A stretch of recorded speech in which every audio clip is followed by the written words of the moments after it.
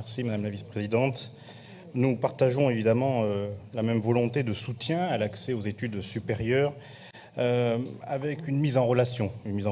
avec et des connexions avec les universités. On a de grands pôles universitaires sur notre territoire, mais on ne doit pas oublier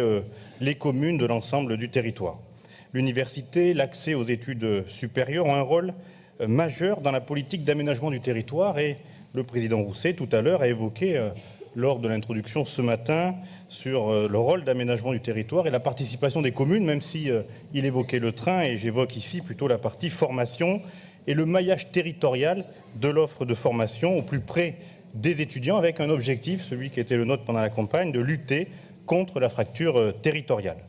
Nous avons deux nouveaux dispositifs, celui des campus connectés et également celui des antennes du CNAM, le Conservatoire national des arts et métiers,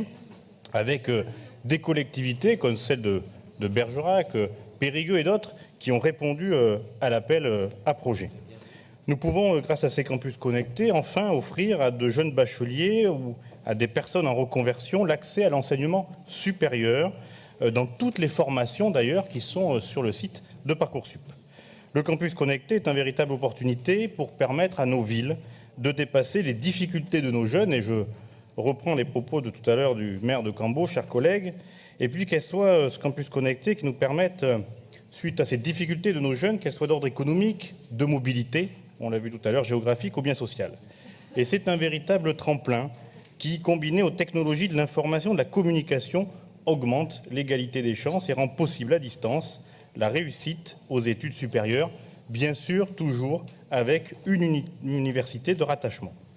Début septembre, c'est le CNAM qui a,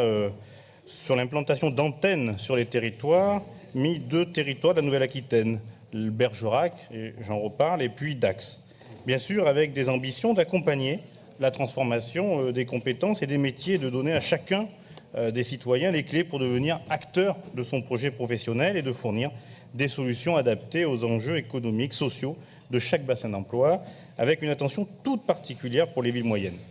Et j'ai bien entendu, Monsieur le Président, votre attachement à la formation, on l'a vu au fur et à mesure des délibérations sur les lycées, sur l'apprentissage, et j'espère que vous aurez la même oreille attentive en ce qui concerne les campus connectés, les antennes du CNAM qui vont être déployées sur l'ensemble du territoire et qui sont portées aujourd'hui par des collectivités telles que les communes ou les établissements publics comme les agglomérations. Donc en tout cas, j'espère que la région sera à nos côtés, financeur. Puis encore une fois, mon cher Pascal Cos l'a dit tout à l'heure, le désengagement de l'État ou la campagne de l'État fait aux frais des collectivités, puisque c'est les collectivités qui doivent porter cette notion d'enseignement supérieur sur les territoires, comme nous le vivons ici en Nouvelle-Aquitaine.